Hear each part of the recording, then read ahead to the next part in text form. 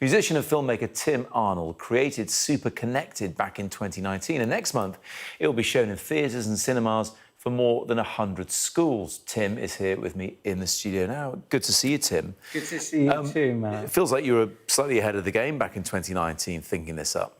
Yeah, I mean, I didn't imagine that an isolated story that I wrote about and thought was rare. I mean, as a songwriter or a filmmaker, you look for an unusual story. And, of course, now it's not that unusual. Yeah. Where did the inspiration come from? Look, I mean, these things are not that unusual, and they're not, you know, they've been around for quite a long time now. Yeah.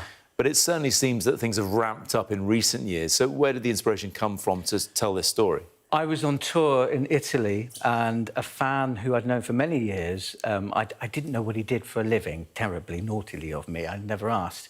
And I said, "Oh, what do you do for a living? Explain the day when you're at work." And he explained a day where he's a psychologist. He goes to meet teenagers and their parents to discuss problems around screen addiction. And I was kind of like, really? Yeah. Wow. And the picture he painted was going into a teenager's bedroom where they refused to leave and lived their entire life online, you know, whether it, I won't say the names of the companies, but all the social media companies and all the apps that we use to communicate online.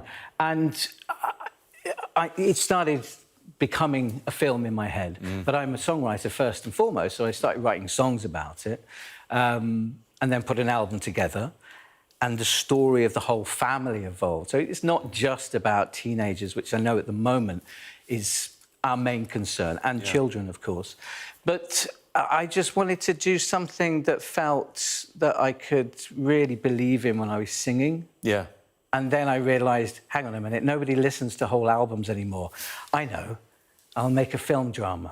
And that's what we did independently before the pandemic. And I said it's going to be in theatres and cinemas. It's basically a film, but with live elements too. And you've got more than, I think you said 120 schools when you sat down here wanting to get kids to see this.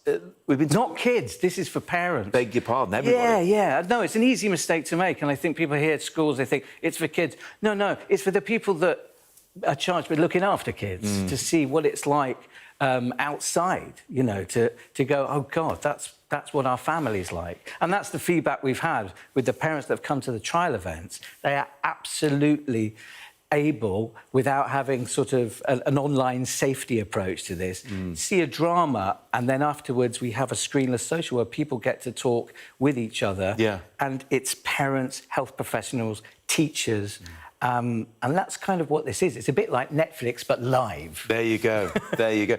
The thing is, and we have been talking about it this week because of Adolescence, of course, and the cast and creators going to Downing Street too. We all know there's a problem, though. This is the thing. But doing something about it, prizing that device, getting them off those certain messaging apps that mean they have a social life, it is pretty difficult. And I speak from experience here, and I know you've got personal experience too. That's a hard thing to get to grips with. I think it's one of the most complex issues of our time. And I think that the answers that we need, and especially parents that are navigating digital life for themselves as well as their children, is being offline more. Yeah. And even now, you and I are doing what we call a super connected boost. We're looking eye to eye. But I'm thinking about my phone. Well...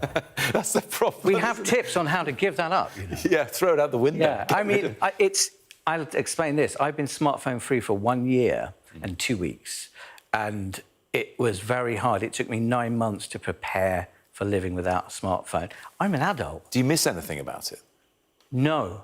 I really love the intervals. I'm a musician, side one, side two. Yeah. I like the bit in the middle where you have space Listening to records, OK. Yeah, and theatre, there's an interval. There's an intermission. In the old films, they used to have an intermission.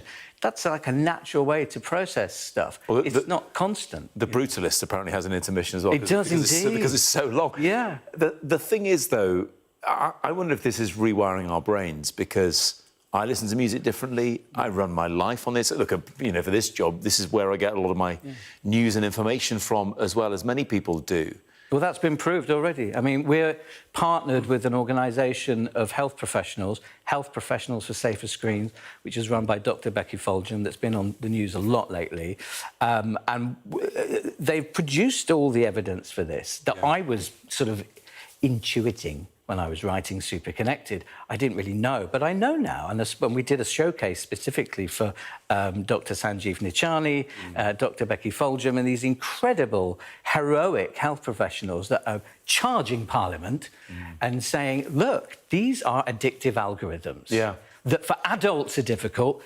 Let's look at childhood now. Do you think we'll look back on this time and realise what a mistake it was? Because, look, here we are. You know, I'm probably similar-ish generation to you.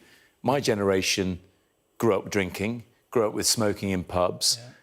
Kids now, they drink less. They never know smoky atmospheres. Do you see a lot of them actually willingly stepping away from apps and phones and wanting to put them down because they realise the damage they can do? I do. I mean, I think so many young people, and particularly teenagers that may have been 14, 15, 16 during the pandemic, the coolest thing that I hear, and that certainly that my friends hear, is, oh, God, you were young in the 90s. What was that like? You know, being at a gig and not capturing everything yourself. You experienced life. So those of us of my generation, I'm 49, I'm 50 this year, I think we have some really valuable things to give to children and young people that big tech cannot and would rather young people did not know about. And I think that's what we're discussing at the Super Connected events, you know. We are almost exactly the same age. The 90s were great, weren't they? They were. Lots of problems as well, of course, but... feels like a long time ago now. But it was real, and we were off screens. We certainly were. Tim, good to see you. Thank you very much. You too, thank you. Good luck with it.